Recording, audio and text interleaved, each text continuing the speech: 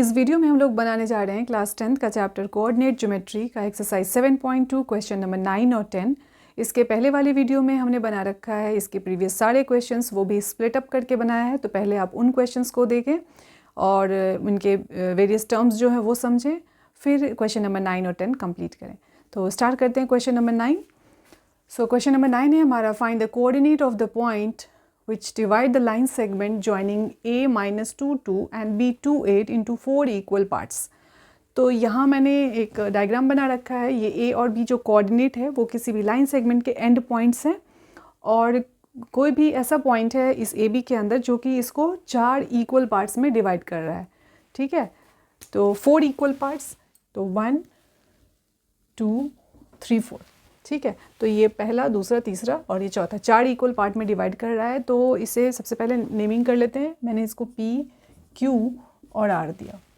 तो अगर यहाँ पे हम ये लिखें कि late P, Q, R be 3 points which divide the line segment AB into 4 equal part, तो इससे क्या होगा ना कि Q जो है वो क्या है, वो AB का मिड पॉइंट हो गया। Q is the mid point of line AB। ठीक है, इसी तरीके से P भी हमारा मिड पॉइंट होगा किसका, AQ का, और R होगा हमारा मिड पॉइंट BQ का। तो सिंपली इस क्वेश्चन में मिड पॉइंट फॉर्मूला अगर लगा लें तो बड़े आराम से इसका सॉल्यूशन हमें मिल जाएगा। तो लिखना कैसे है इसको, ये देखें। So let P Q R divide the line segment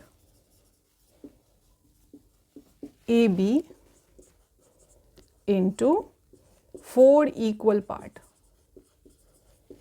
ठीक है, तो 4 इक्वल पार्ट यहाँ पे आपको लिखना पड़ेगा कि AP equal PQ equal QR equal BR। ठीक है, तो यहाँ सिंपली हम लोग मिड पॉइंट फॉर्मूला लगा लेंगे। तो therefore Q is mid point of AB। So Q का कोऑर्डिनेट हम निकालेंगे कैसे, x1 प्लस x2 बाई 2 और y1 प्लस y2 बाई 2। ठीक है, तो यहाँ पे हमारा x1 है -2 और y1 है 2 और x2 y2 हमारा 2 8 है। ठीक है, तो यहाँ पे करेंगे -2 प्लस 2 अपॉन में 2, देन 2 प्लस 8 अपॉन में 2। तो ये हमारा आंसर आ रहा है 0, क्योंकि -2 प्लस 2 0, 0 बाई 2 हो गया 0, देन 10 बाई 2, तो ये हो गया हमारा 5। सो Q का कोऑर्डिनेट हमने निकाल लिया। सो P का निकालते हैं। Here P is mid point of AQ। So coordinate of P क्या निकालेंगे हम, coordinate of P। Same formula use करेंगे, बट इस वक्त हमारे P को फाइंड आउट करने के लिए A और Q का कोऑर्डिनेट जाना था। तो A का कोऑर्डिनेट वहाँ दे रखा है, Q का हमने फाइंड आउट कर लिया है 0 5। ठीक है, तो सेम फॉर्मूले का ही यूज़ करेंगे। So -2 plus 0 by 2, then 2 plus 5 by 2। तो ये आ रहा है हमारा -1, क्योंकि -2 बाई 2 ये कट के -1 आएगा, और यहाँ 7 बाई 2। और सिमिलरली हम R का भी कोऑर्डिनेट निकालेंगे। तो यहाँ पे हमने P का कोऑर्डिनेट निकाल लिया -1 7 अपॉन 2। कोऑर्डिनेट ऑफ R निकाल रहे हैं। सो यहाँ पे 0 प्लस 2 बाई 2 R का निकालना होगा, तो BQ का ये मिड पॉइंट है। ठीक है, फिर कॉमा डालेंगे 5 प्लस 8 अपॉन में 2, ये होगा 1, और ये हो गया हमारा 13 बाई 2।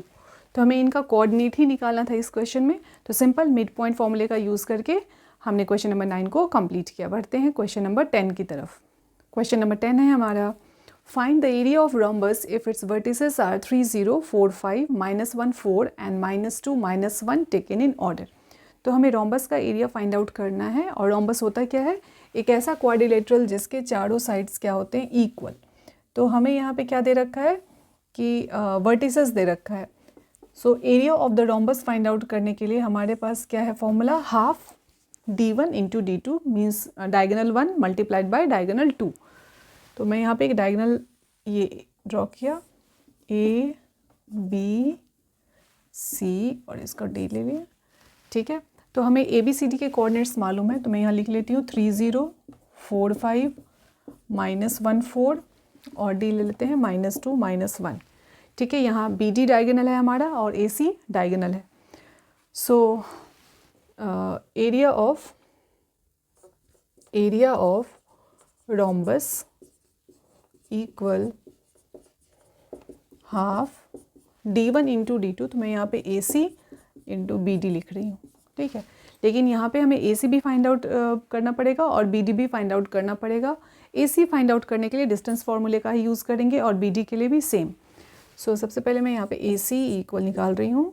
फॉर्मूला क्या था हमारा, √x2 - x1 whole square y2 - y1 whole square. ठीक है, तो यहाँ पे AC के जो कोऑर्डिनेट है उसको देखना है। सो 3 माइनस यहाँ फिर से -1 इसका स्क्वायर करेंगे प्लस 0 - 4 का होल स्क्वायर, तो ये हो गया हमारा माइनस माइनस प्लस, तो 3 + 1 4 का स्क्वायर हो गया 16। अगेन ये -4 का स्क्वायर होगा तो 16 ही होगा। सो 32 √32 आ रहा है।